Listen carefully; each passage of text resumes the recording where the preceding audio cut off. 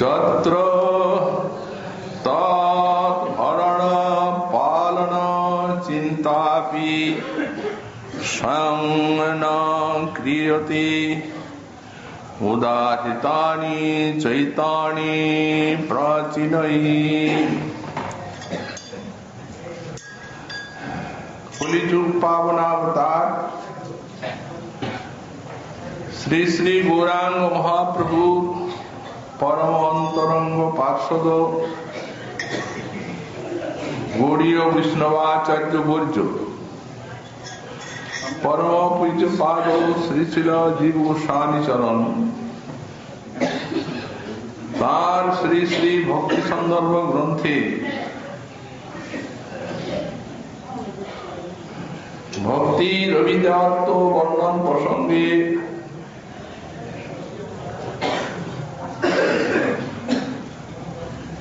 এই নবধা ভক্তির মধ্যে যে আত্মসমর্পণ প্রসঙ্গ, এর দ্বারই সাধকের সাধনায় যে মনোভাব, সেই বিষয়টি টিকাতে ব্যক্ত করছে। গোস্বামীপাদ বললেন আত্মনিবেদন করতে এই যে গবাদি স্থানীয় অর্থাৎ গো অশ্ব প্রভৃতিকে যাকে বিক্রয় করা যায়, সম্পূর্ণরূপে তার পোষণের ভার যিনি ক্রয় করেন তারই একথা বলা হয়েছে। সুতরাং যত্র তৎভরণ পালন চিন্তাপি স্বয়ং ন ক্রিয়তে। যেহেতু এই দেহদৈহিকাদির পরিপালনের ভরণ পোষণের চিন্তা সাধক স্বয়ং করবেন না। এইরূপ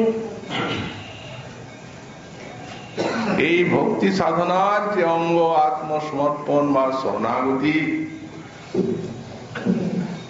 এই শরণাগতিতে সাধকের ভজন জীবনে একটি নিঃসংশয় নিশ্চিন্ততা এনে দেবে। দেহদৈহিকাদির চিন্তা বা চাঞ্চল্য তার ভজন পথে শ্রবণ কীর্তনাদিতে কোন প্রকার বাধা ঘটাতে পারবে না। গোস্বামীপাদ লিখেছেন এইটি শরণাগতির অপূর্বতা।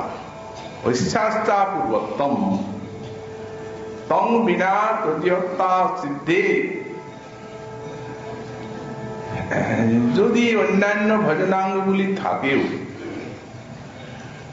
আর যদি সাধকের এই শরণাগতিটি না থাকে, তাহলে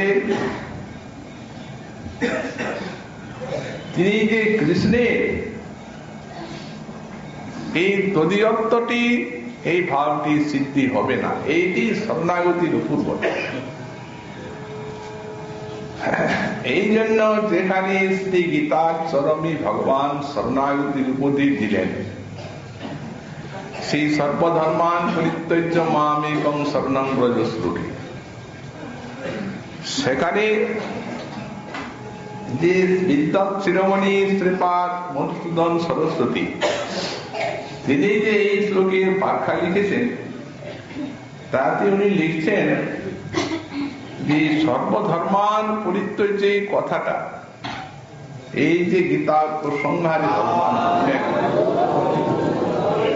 এটি হচ্ছে অনুবাদ মাত্র,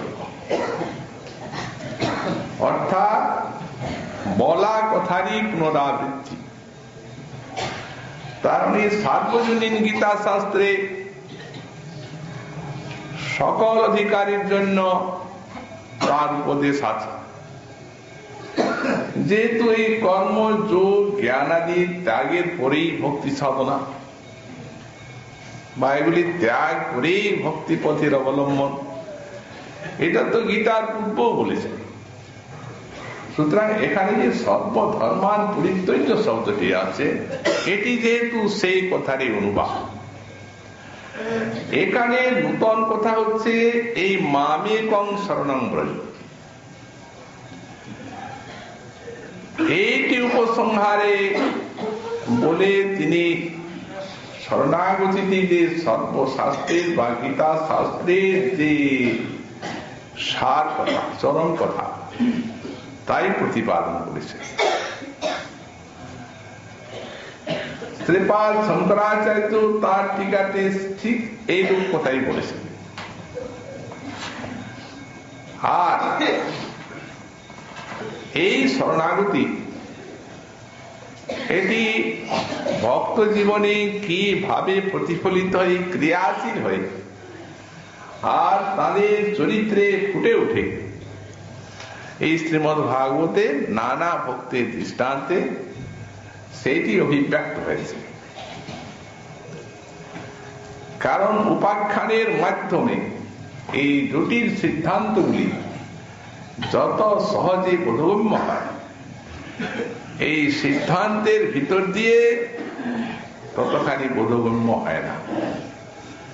এই জন্য ভক্তের চরিত্রের ভিতর দিয়ে মহামুনি বেদব্যাস ভাগবতে এই শরণাগতিটি ভগবানের চরণে যে এর অপূর্বতা আছে এবং শাস্ত্রের সার উপদেশ তা দেখিয়ে।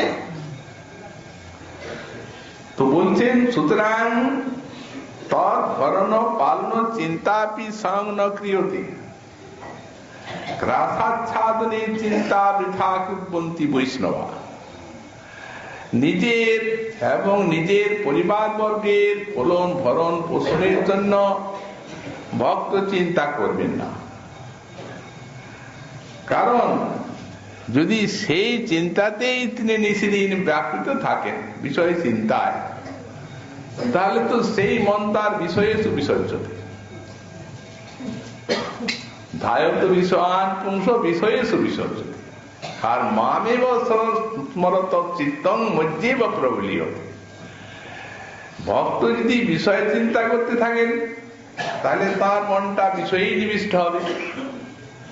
আর আমার চিন্তা যদি করেন, তো আমাতেই নিবিষ্ট হবে। তো সুতরাং যদি এই সংসার আদির নিমিত্ত তিনি চিন্তা করেন অধিক, তাহলে সেই বিষয়ে চিন্তাই তার মনকে ব্যাপ্ত করবে। এই জন্য বললেন যে তদ্ভরণ পালন চিন্তাপি সং ন ক্রিয়তে। এই শরণাগত ভক্ত চিঠি করবেন না। মহাপ্রভু একদিন শ্রীবাস পণ্ডিতকে বলছেন, শ্রীবাস, তুমি গরিব মানুষ আর তোমার অনেক সব পরিবারের ভরণ পোষণ, অতএব আমি তো দেখছি যে তুমি কোনো কাজও করছো না, ভিক্ষাও করছো না, কোথাও যাচ্ছ না। তো বলো দেখি তোমার কি মনোভাব? শ্রীবাস খান, প্রভু কোথাও যাইতে নাহি লয় চিত্ত মোর, কহিল তোমাতে। প্রভু তোমার ভজন ছেড়ে আর কোথাও যাওয়ার জন্য আমার ইচ্ছাই হয় না। প্রভু বললেন, ও তাহলে তো তোমার ত্যাগের অধিকার এসে গেছে, সন্ন্যাসের অধিকার, তাহলে সন্ন্যাস করো। সন্ন্যাসের উদ্দেশ্যই হচ্ছে নিশ্চিন্তে কৃষ্ণ ভজনের জন্য এই সব ছেড়ে আর সন্ন্যাসী হওয়া, বনবাস করা। প্রভু কহে তবে তুমি করো সন্ন্যাস, ইহা না পারিমই গুণই শ্রীবাস। বলেন কি প্রভু, আমার স্ত্রী আছে, সংসার আছে, ছেলে মেয়ে আছে, আত্মীয় স্বজন আছে, আমি কি সন্ন্যাসী হবার লোক? এটা কি করে আমি পার? প্রভু কহে সন্ন্যাস গ্রহণ না করিবা, আর ভিক্ষা করি তো কারো দ্বারে না যাইবা। সন্ন্যাসও নেবে না, ভিক্ষাও করবে না, কোন সংসারের কাজ বাজও করবে না। তো কেমতে করিবা পরিবারের পোষণ, কিছুই তো না বুঝি মুই তোমার করম। তোমার কথাতে কিছু বুঝতে পারছি না। সংসারে তোমার স্ত্রী আছে, পুত্র আছে, ভ্রাতা আছে, চলবে কি করে তোমার? সেবা সেরা কিছু উত্তর দিলেন না তার মুখে। উনি বলেন, প্রভু 1 2 3। প্রভু কহে 1 2 3 দিয়ে করিলা। কি অর্থ ইহা? কেনে হাতে তালি দিলা? হাতে তালি দিয়ে 1 2 3 করলে? শ্রীবাস বলছেন, প্রভু 1 দিন দেখবো, 2 দিন দেখবো, 3 দিন দেখবো, তাও যদি আমার কোনো আহার্য না আসে, তবে সত্য ঘট আমি বাঁধিয়া গলায় প্রবেশ করিব মই সর্বথা গঙ্গায়। তাহলে গলায় কলসি বেঁধে গঙ্গায় যাবে, তবু কোথাও যাও। যেমনি ভক্তির শ্রীমুখে এই শরণাগতির কথা শুনেছেন, তেমনি এতে শুনিলা যাবে শ্রীবাসের মুখে হুঙ্কার করিয়া প্রভু উঠে তার কি বলিলি?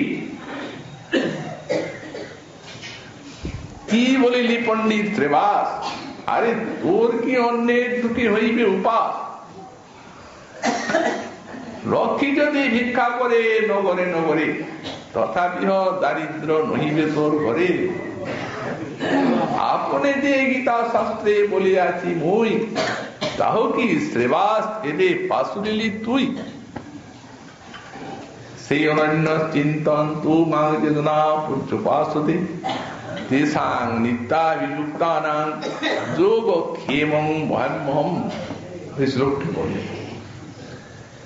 অতএব নিশ্চিন্তে শ্রীবাস তুমি বসে থাকো ঘরে, আপনি আসিবে সব তোমার দুয়ারে। তুমি বসে থাকো, ভজন করো নিশ্চিন্তে। প্রভু এটা কেবল ওই শ্রীবাসের প্রতি উপদেশই নয়, শ্রীবাসকে লক্ষ্য করে সমগ্র শরণাগত ভক্তের প্রতি তার আশ্বাস বাণী। তবে বিশ্বাস চায়, যদি বিশ্বাস নিয়ে শরণাগত ভক্ত এই প্রকার শ্রীহরির প্রতি নির্ভর করতে পারেন, তাহলে তো কোনো চিন্তা নেই। এই জন্যই বললেন স্বয়ং ন ক্রিয়তে, শরণাগত ভক্ত এটি করবেন। এখন এই যে নবধা ভক্তি বলা হলো, এই নবধা ভক্তিটি যে সমুচ্চয়, অর্থাৎ সবগুলি করতে হবে তাও নয়, আর না করতে হবে তাও নয়। কারণ যারা ভজন রসের আস্বাদন নানাভাবে কামনা করেন, তারা শ্রবণ কীর্তন সবই করবেন। মোট কথা, জীবনটিকে ভজনময় করে তোলাই তো আমাদের ভজন জীবনের চরম লক্ষ্য। যেহেতু ভগবানের রূপ গুণ লীলা, তার আরাধনা, তার সেবা নানাভাবে ভক্ত আস্বাদন করতে চান, শ্রবণ করেন, কীর্তন করেন, অর্চন করেন, বন্দনাও করেন, প্রায়শই দেখা যায়। আবার এমনও আছেন যে কোনো এক অঙ্গে নিষ্ঠা হলে তাতেও তার ভাব সিদ্ধি বা প্রেম সিদ্ধি হয়। দৃষ্টান্ত দেওয়া হয়েছে, যেমন বহু অঙ্গী দৃষ্টান্ত দিয়েছেন, যেমন অম্বরীশ মহারাজ। সবাই মনা কৃষ্ণ পদার বিন্দয় বসাংসি বৈকুণ্ঠ গুণানুবর্ণনে করৌ হরের মন্দির মার্জনাদিষু শ্রুতিঞ্চ তৎকথা এই স্তুতি করেছেন ভগবানের কোথায় নিয়ে ঘ্রাণঞ্চ তৎপাদ সরজ সৌরভে শ্রীমৎ তুলসা রসনাং তদর্পিতে পাদৌ হরে ক্ষেত্র পদানুসর্পণে শির ঋষিকেশ পদাভিবন্দনে কামঞ্চ দাস্যী নতু কাম কাম্যয়া যথাত্তম শ্লোক জনাশ্রয়ারুতি।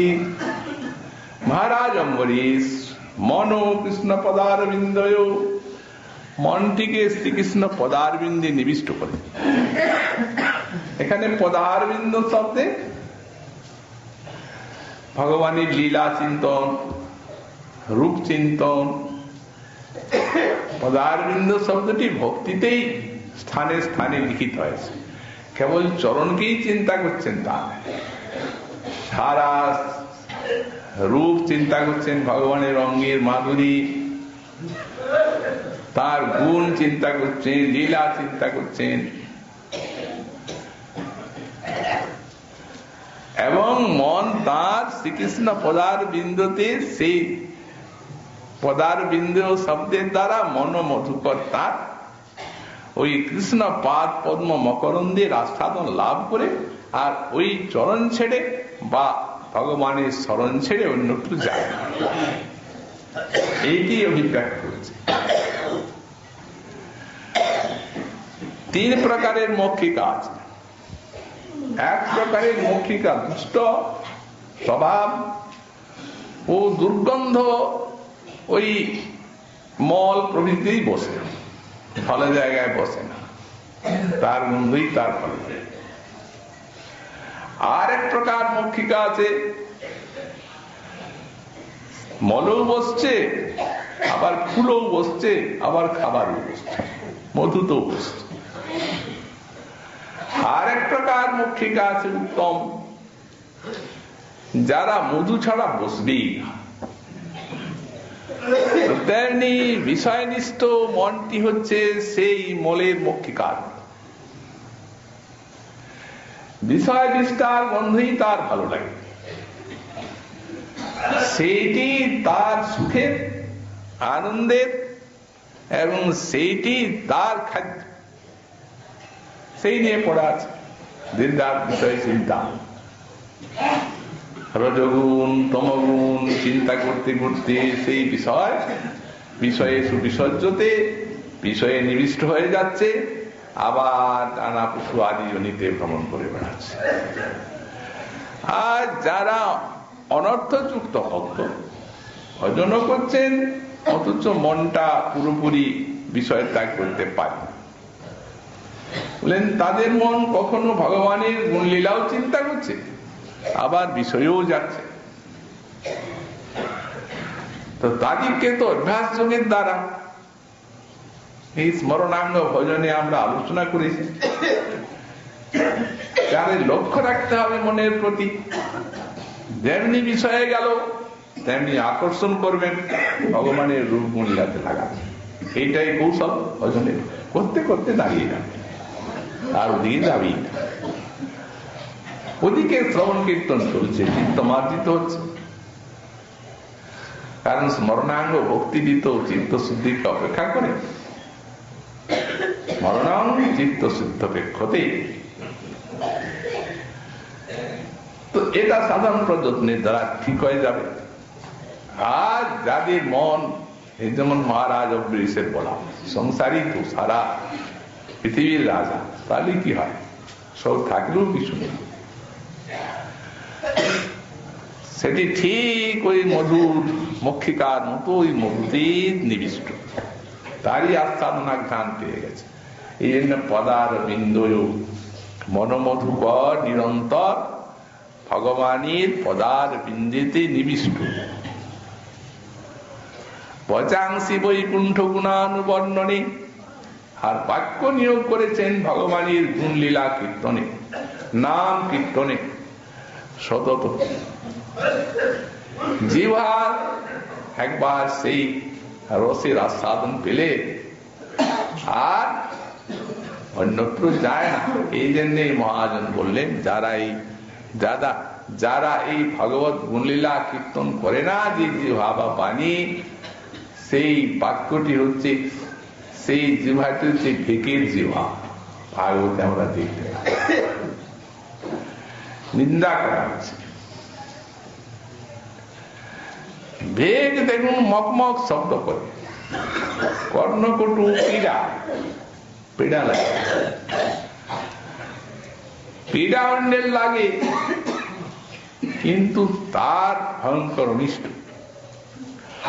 তার সেই বৃথা মকমক আওয়াজটি ওই তার প্রাণঘাতক শত্রু যার যে খাদ্য সেই সর্পটিকে টেনে আনে, জানি এইখানে বিকাশ।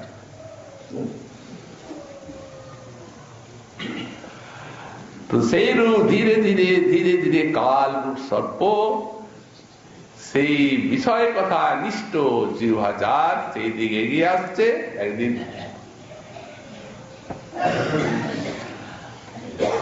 তো সুতরাং অম্বরীশ মহারাজ জিহ্বাটিকে দিয়েছিলেন গুণকীর্তন। বৈকুণ্ঠ গুণানি কীর্তনে করো হরের মন্দির মার্জনাদিষু। আর আজকে দিয়েছিলেন ঠাকুরের মন্দির মার্জনে, পুষ্প তুলসী চেয়নে, আদিষু শব্দে, চন্দন ঘর্ষণে, পূজায়, ভক্তের সেবায়।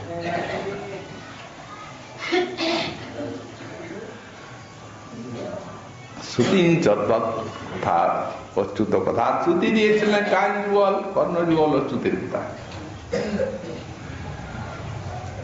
ঘ্রাণঞ্চ তৎপাদ সরজ সৌরভে শ্রীমৎ তুলস্যাম। আর ঘ্রাণ দিয়েছিলেন ভগবানের চরণে যে অর্পিত তুলসী ফুল, ফুলের মালা, তার ঘ্রাণে নাচিকা। রসনাং তদ অর্পিতে। আর রসনাটি দিয়েছিলেন তদ অর্পিতে, যা ভগবানের অর্পিত নৈবেদ্য, সেই প্রসাদ সেবন। রসনাং তদ অর্পিতে। পাদ হরে ক্ষেত্র পদানুসর্পণে, চরণ দিয়েছিলেন ভগবানের মন্দিরে যাওয়ার, ভগবানের ধামে যাওয়ার, হরে ক্ষেত্র পদানুসর্পণে। শির ঋষিকেশ পদাদি বন্দনে। আর মস্তক দিয়েছিলেন ঋষিকেশ ভগবানের চরণ বন্দনায়। ভাতটা পড়ে গেল। ভাগবত বলেন কৃষ্ণ চরণে প্রণাম করলেন ভক্ত, তো ওই যে কোটি কোটি জন্মের সব কর্মের বোঝা মাথার উপরে আছে, ওই চরণ এমনি ওখানে প্রণাম করলেই পড়ে গেল, আর থাকলো না বোঝা। আর তা না হলে ভগবত সিন্ধুতে সন্তরণ করবেন, তো তখন ওই বোঝা, দুরন্ত বোঝা, তাকে টিপে গভীরে নিয়ে যাবে ভগবত সিন্ধু, ডুবিয়ে দেবে। ভারত হরং পট্ট কিরীট দুষ্টম বক্তমাঙ্গং নবীন মুকুন্দম য চির মুকুন্দং নমিত। যে চির ভগবানের চরণে প্রণত হবে না মুকুন্দের, বললেন সেই শীতটি দেহের ভার। তো শীতটি কখনো দেহের ভার হয় না। মস্তকে 7টা দ্বার আছে, অনুভূতির দ্বার। মস্তকে মস্তক না হলে তো দেহ কিছুই না, তাকে আপনি ভার বলছেন? বললেন হ্যাঁ, সেটি ভার। তার কারণ সংসার সিন্ধুতে আমরা সন্তরণ করছি, গোবিন্দের চরণে প্রণত হচ্ছে না, ভারটা নেমে যেত, আর সংসার সিন্ধুর থেকে উদ্ধার পেত, সংসার সিন্ধুতে ডোবাবে। পদানি বন্দনে কামঞ্চ দাস্যে নতু কাম কাময়া। আর কামনাটা ভক্তের থাকবে।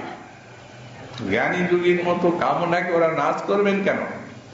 কামনা তো বেড়ে যাবে, কারণ ভগবানের কামনা ক্ষুদ্র বিষয়, কামনা অল্প স্বল্প অল্প, সুতরাং সে কামনাও ছোট। সামান্য বিষয় আশ্রয় পেলে সেই কামনা পূর্ণ হয়ে যায়। কিন্তু যে কামনা বিভু বস্তুর জন্য, ব্যাপক ভগবানের জন্য যে কামনা, সেই কামনা এত বড় যে ভগবানকে না পাওয়ার আগে ও কামনা কিছুতেই নিবৃত্ত হবে না, বেড়েই চলবে। অতএব কামঞ্চ দাস্যে, আর কামটি দিয়েছিলেন ভগবানের দাস্যে সেবায়, ন তু কাম কর্ময়া, অর্থাৎ এই পার্থিব কোন কামনা কাম্য বস্তুতে তিনি কামনা দেন নাই। সুতরাং এগুলিকে এমন ভাবে অর্পণ করেছিলেন মহারাজ যে যথোত্তম শ্লোক জনাশ্রয়ারতি, উত্তম শ্লোক ভগবানের দাস যারা, তাদের যেভাবে গোবিন্দ পাদ পদ্মে রতি বা প্রেম লাভ হয় সেইভাবেই ইনি এই ভজনগুলিকে করেছিলেন। এতে দেখা যাচ্ছে সব ভজন বহু অঙ্গ।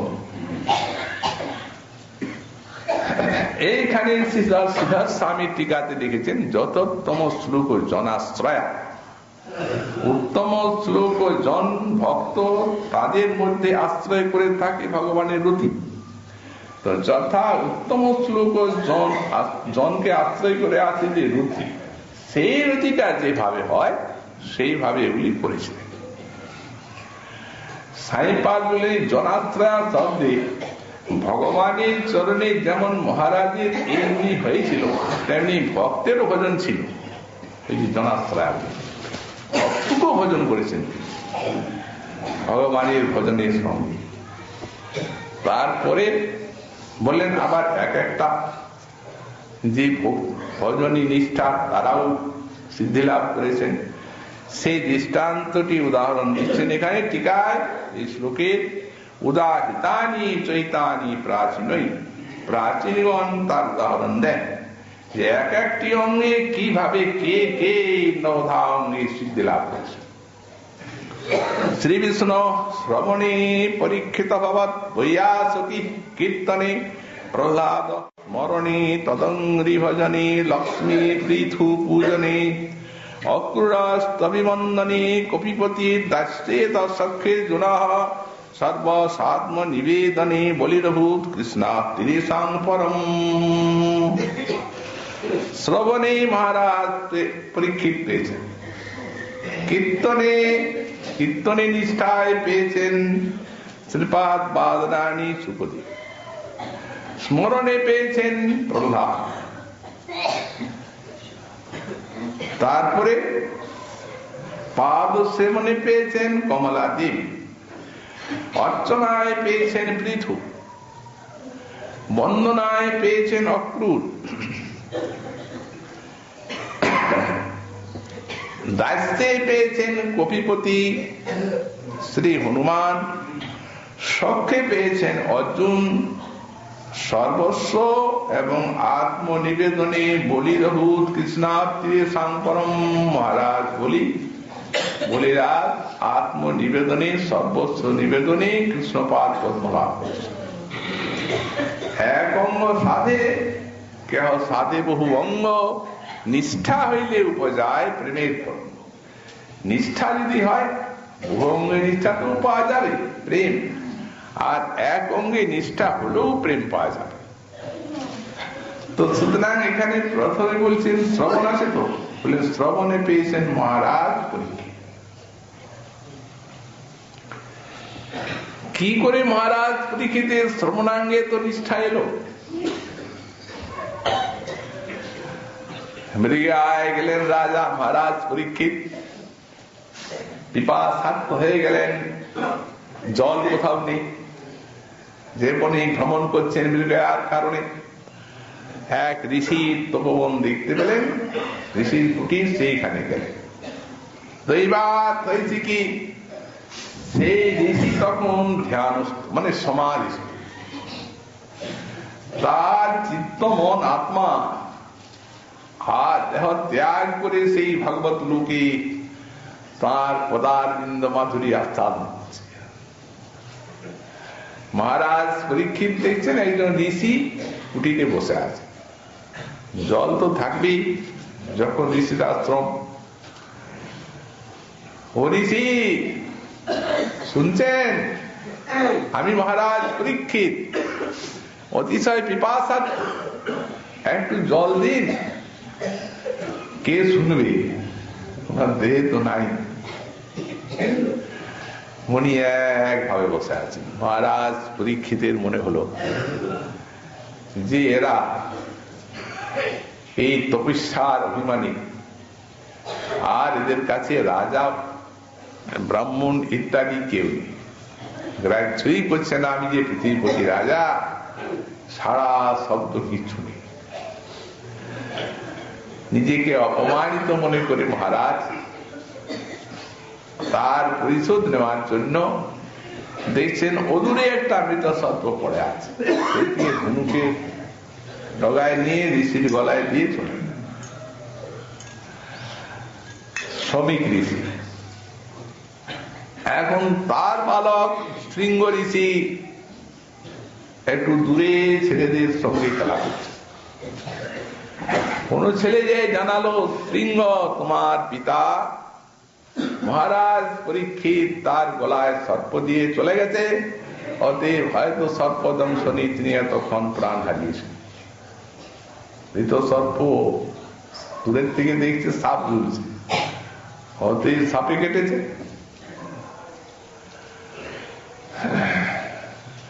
একবারে সে তো ঋষি বালক একবারে আগ্নির মতো দীপ্ত হয়ে ক্ষত্রিয়াধম আজ রাজ অভিমানী তারা ঋষির আশ্রমকে পর্যন্ত আক্রমণ করতে আরম্ভ করল। তারা জানে না যে সমস্ত ক্ষত্রিয়গুলি তাদের ঘরে দ্বারপালের মধ্যে থাকে, সেই ঘরের ভিতরে ঢুকে সেই দ্বারপাল কুকুর সেই ঘৃতকাণ্ড খাবে, আমার পিতার গলায় সর্প দেবে, অতএব এদের দণ্ডবিধান। তা না হলে এই সব ক্ষত্রিয়াধমে চৈতন্য আসবে না। খুব প্রতি জ্বলন্ত নলির মতো ক্ষত্রিয়াধমের দণ্ডবিধান। সেই জল নদীর জলে আত্মন করলেন আর বিষাদ দিলেন। আমার পিতার গলে যে সাপ দিয়েছে পরীক্ষিত, 7 দিনের মধ্যে তার সর্পদংশ, তক্ষক দংশনে মৃত্যু অনিবার্য। জলটা ফেলে পৃথিবী কেঁপে উঠল।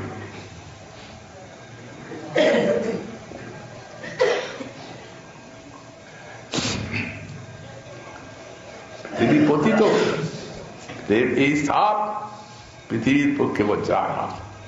উনিও বললেন, যাই হোক কাঁদতে কাঁদতে তার নিকটে গেছে, যেমনি ছেলে কাঁদতে কাঁদতে গেছে তখন তার সমাধিটা একটু নেমে এসেছে। রোদনের ধ্বনি শুনে চক্ষু খুললেন। কি হলো, কাঁদছো কেন? দেখছেন সাপ, মরা সাপ, ছুড়ে দিলেন এসে। আসলে ওটা তো মৃত সর্প। এখন আনুপূর্বিক যখন সেই মহারাজ পরীক্ষিতের দেওয়াই সর্প আর তার যে অভিশাপ পাত হয়ে গেল, শুনে তো ঋষি একবারে হাহাকার করে উঠলেন। কি করলে বলছো তুমি?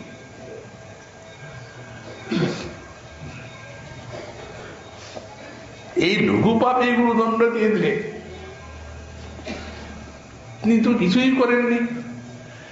জল চেয়েছেন তিনি পৃথিবীপতি রাজা, আমার কর্তব্য ছিল একটা রাজা আমার এখানে অতিথি, আমার দোষ নাই।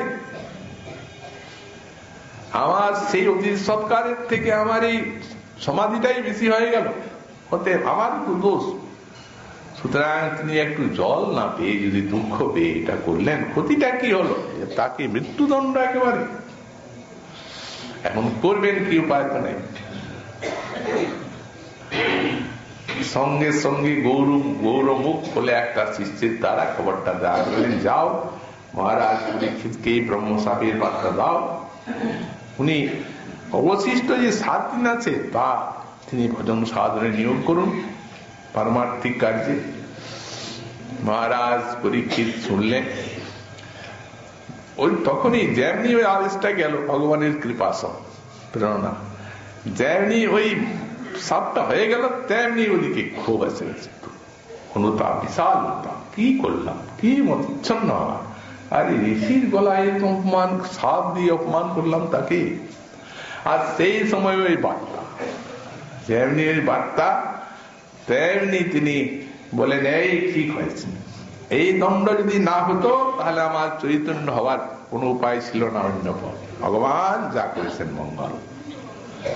অতএব এই 7টা দিন যাতে আমি ভগবানের উপাসনায় ভজনে যাতে আমি পারমার্থিক কাজে নিয়োগ করতে পারি, সংকল্প করলেন যে গঙ্গায় পা প্রবেশন করবেন, মৃত্যু জল বিন্দু পর্যন্ত গ্রহণ করবেন না এবং পারমার্থিক কোন সাধনা করবেন।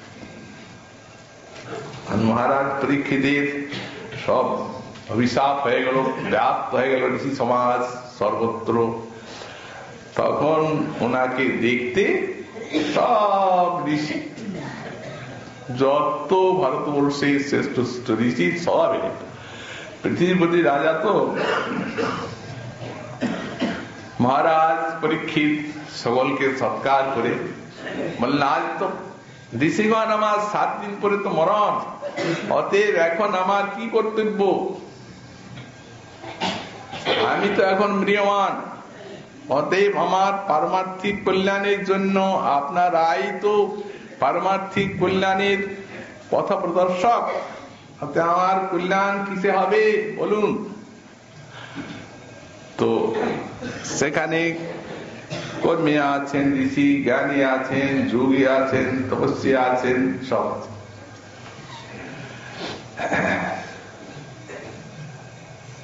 তো যারা কর্মী ঋষি তারা প্রশ্ন বলছেন, মহারাজ দেখুন আমার উপদেশ হচ্ছে 7টি দিন আপনি যাগযজ্ঞ করুন, তাহলে অক্ষয় স্বর্গ লাভ করতে পারবেন।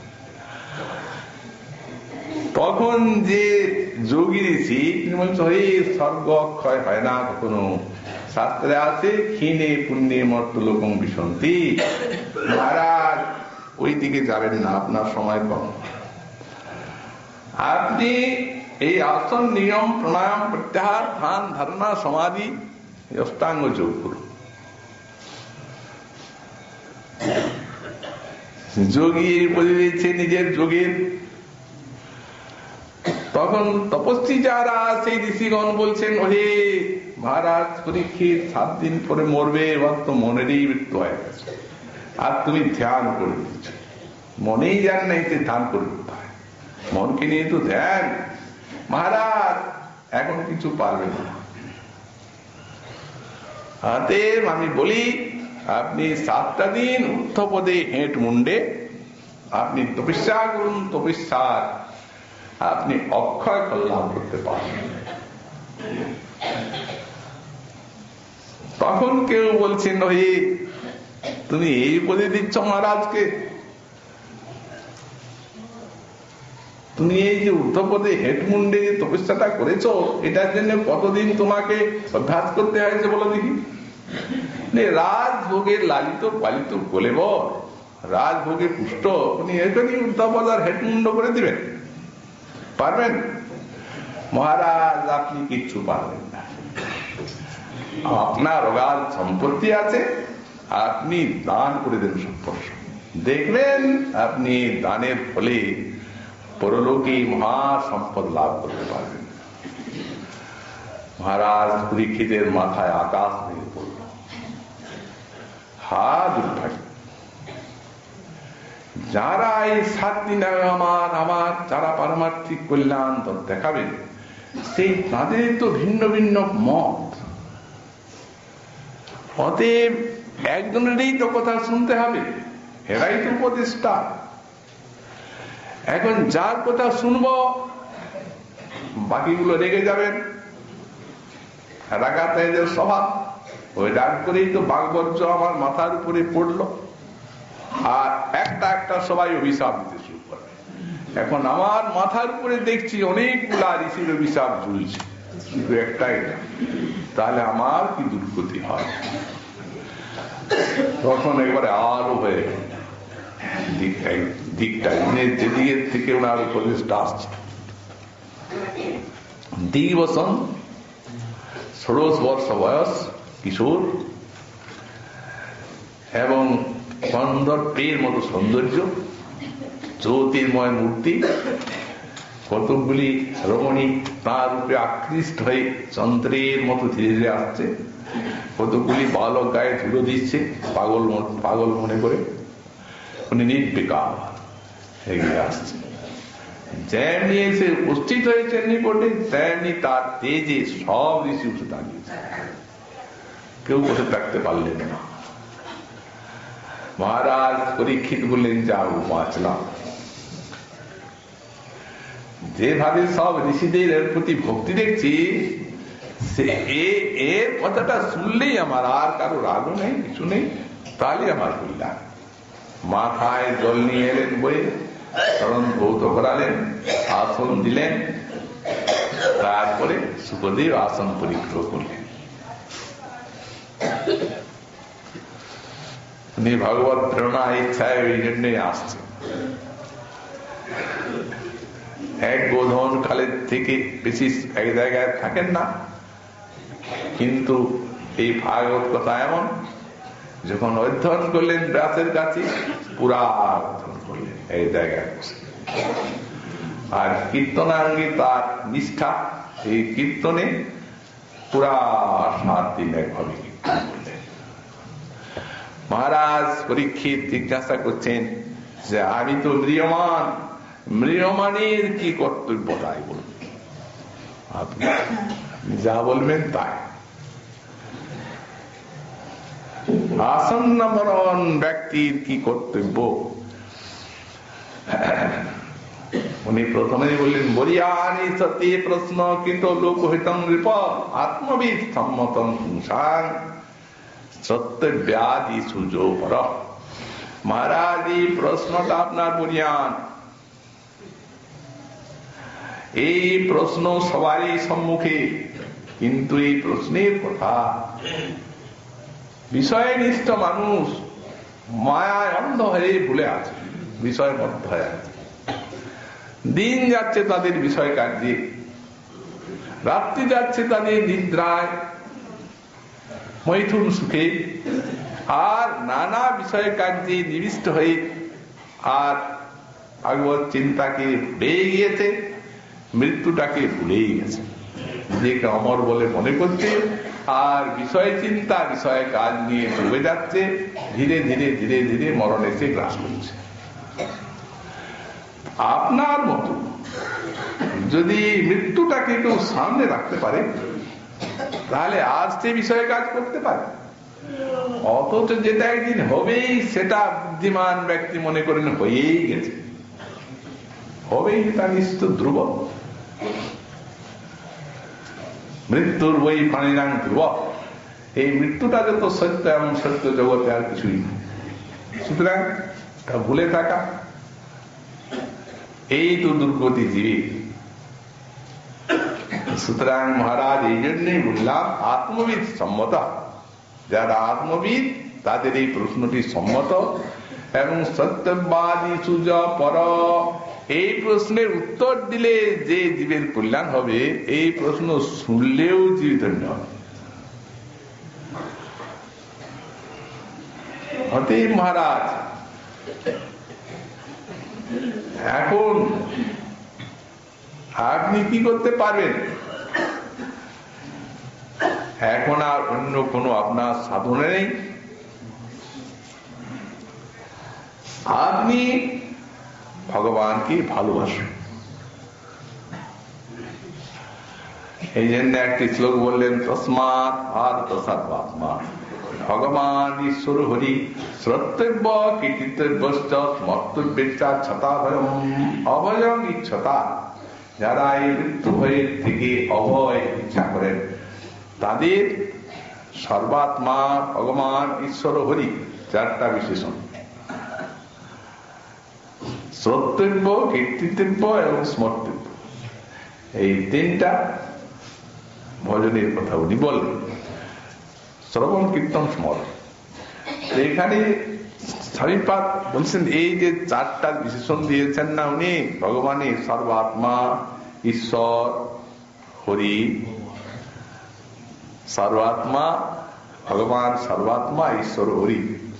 তো এই যে সর্বাত্মা বললেন, স্বামীপাদ টিকাতে দেখছেন সর্বাত্মা একটি শ্রেষ্ঠতম। মহারাজ, ভগবানকে ভালোবাসায় কোনো অসুবিধা নেই, কারণ যেহেতু সকলের ভালোবাসার প্রতি তারই দিক, ভগবানকে ভালোবাসাটা স্বাভাবিক। দেহ স্ত্রী পুত্রাকে ভালোবাসাটা কষ্টকর, কিন্তু ভগবানের দিকে তো সবার ভালোবাসা ধাবিত। যেহেতু তিনি আত্মার আত্মা, সবার ভালোবাসা তাকে চায় শ্রেষ্ঠতম। অতএব যিনি স্বভাবত শ্রেষ্ঠ, প্রাণ অপেক্ষা কোটি গুণ প্রিয়, তাকে ভালোবাসায় আর কষ্ট কি, আর সাধু নাই, তো স্বাভাবিক। তিনি ঈশ্বর, স্বামী পার্থিকা দেখলেন। অতএব ঈশ্বর যখন, তখন অবশ্য কর্তব্য, তার ভজন অবশ্য কর্তব্য, না হলে পায়। স্রষ্টা তিনি, জগতীর পিতা কৃষ্ণ যে নাম যে বাপ, পিতৃদ্রোহী পাতকীর জন্ম জন্মতা। সর্বাত্মা ঈশ্বর, আর একটা বললেন সর্বাত্মা ভগবান ঈশ্বর, এই চারটা। তো ভগবান সেখানে ব্যাখ্যা করছেন স্বামী, ভগবান কি সৌন্দর্যম, সৌন্দর্যকে সবাই ভালোবাসে, ভগবানের মতো সুন্দর আর এমন কেউ নেই। সত্যম শিবম সুন্দরম, আমরা সুন্দরকে ভালোবাসি, সুন্দরকে আমরা চাই, সুন্দর কথা শুনতে চাই, সুন্দর সুন্দর মিষ্ট জিনিস খেতে চাই, সুন্দরকে ভালোবাসতে চাই, সুন্দরকে ভাবতে চাই। তার মতো সুন্দর মহারাজকে ভগবান সৌন্দর্যম, স্বামী টিকা। হরিদি বন্ধুয়ারিত্বম, আর তিনি হচ্ছেন জীবের বন্ধুয়ারিত্ব, তিনি ছাড়া ভববন্ধন কেউ নাশ করতে পারবে না। মহারাজ আমি বললাম সত্যব্য, কীর্তিতব্য, স্মর্তব্য, কিন্তু এখন আর আপনার কীর্তিতব্য এবং স্মর্তব্য নয়, এখন আপনি শ্রোতব্য। আপনি স্মরণ করতে পারবেন না, আর এখন আপনি কীর্তনও করতে পারবেন না। এখন বসে বসে শুনুন আমার কথা, কিচ্ছু করতে হবে না, কানগুলা খুলে এই সব হয়ে গেল। এই যে সুকমণির সাক্ষাৎ তৃণমূলের উপদেশ, এতেই তার সর্বনাঙ্গে নিষ্ঠা এল, এই উপদেশে। এবং তিনি এই জন্যই 7 দিন এমন ভাবে শুনলেন, বললেন নৈসাতি দুঃসাহা খুরমাং তক্তবম বিবাদ বিমন্তন মুখাম্বজ চ্যুতম হরিকথামৃতম। হে ভগবান, আপনার মুখের যে হরিকথা আসছে সাক্ষাৎ অমৃত, এই অমৃত পান করে আজ 7 দিন আমি জল পর্যন্ত গ্রহণ করি না, কিন্তু আমাকে ক্ষুধাও বাধা দিচ্ছে না, আর পিপাসাও বাধা দিচ্ছে। তার মুখের কথাই নিষ্ঠাটা জানা যায়। শ্রী শুকদেবীর উপদেশে এবং কৃপায় তার যে শ্রবণাঙ্গী কথাটা নিষ্ঠা, এই তার মুখের বাণী তার প্রমাণ। ক্ষুধা তৃষ্ণা প্রভু শত্রু সবার, আজ তৃষ্ণা শত্রু এই অভিশাপ এনেছে। যদি ক্ষুধিত তৃষিত না হতাম, তাহলে আমি ক্রুদ্ধ হয়ে ঋষির গলায় সাপও দিতাম না, আর ঋষির অভিশাপ বাস্তব। তো যে ক্ষুধার পীড়ায় আমি এতখানি ক্রুদ্ধ হয়ে আর এই অভিশাপকে ডেকে এনেছি, আর সেই ক্ষুধা তৃষ্ণা পালিয়ে গেছে এই শ্রবণাঙ্গ, তাই নিষ্ঠা। তারপরে অন্যান্য অঙ্গগুলিতে নিষ্ঠা এক এক মহতির বর্ণনা করছেন। যেমন মহাপ্রভুর কৃপা হলে আগামীকাল আবার সেই বিষয়ে আমরা শ্রবণ করবো। আজ আমাদের সন্দর্ভ কথা এখানেই বিশ্রাম।